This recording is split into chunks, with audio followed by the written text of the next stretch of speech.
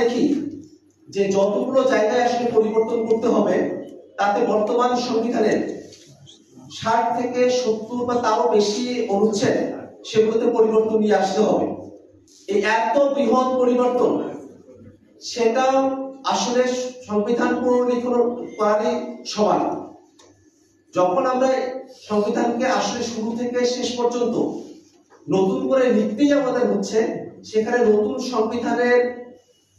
প্রবর্তন করা, গণপরিষদ নির্বাচনের মধ্য দিয়ে নতুন সংবিধান প্রণয়ন করা, সেখানে অনেকে কেন বাধা দেখেন সে বিষয়টা আমাদের কাছে এখনো পর্যন্ত ধোঁয়াশার জায়গা তৈরি করেছে।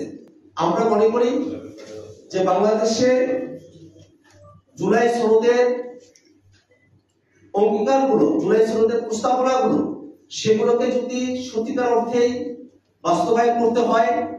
সেই অঙ্গীকার যদি রাজনৈতিক দলগুলোর মধ্যে থাকে, জনগণের প্রতি যদি তাদের কমিটমেন্ট সঠিকভাবেই তারা করতে পারেন, তাহলে গণপরিষদ নির্বাচনের মধ্য দিয়ে নতুন সংবিধান প্রণয়ন করাই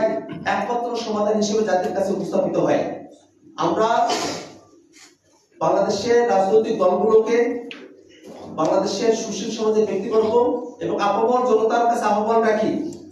যে বাংলাদেশ যেন আর কখনোই ফ্যাসিবাদী সংবিধানে ফিরে যেতে না পারে, যাতে হাসিনার রেখে যাওয়া সংবিধান বাংলাদেশে আবার ফ্যাসিবাদের উপাদান নিয়ে ফ্যাসিবাদী শাসন কাঠামো বাংলাদেশে আর ফিরে না আসে, সেই আকাঙ্ক্ষার জায়গা থেকেই ৭২-এর মুজিববাদী সংবিধান, হাসিনার রেখে যাওয়া সংবিধানের পরিবর্তে নতুন একটি সংবিধানের দাবিতে বাংলাদেশের সকল রাজনৈতিক দলকে একমত হওয়ার আহ্বান রাখছি। বাংলাদেশের জনগণকে নতুন সংবিধানের জন্য গণপরিষদ নির্বাচনের যে দাবি জনপরিষদ উত্থাপিত হয়েছে, সেটা যেন অন্তর্বর্তীকালীন সরকার এলেখো করার মধ্য দিয়ে নতুন কাঠামোর মধ্য দিয়ে নির্বাচন আয়োজন করে এই জুলাই সনদের ভিত্তিতে সেই নির্বাচন আয়োজিত হবে, সেই দাবি আমরা সরকারের কাছে রাখতে চাই। ধন্যবাদ সকলকে।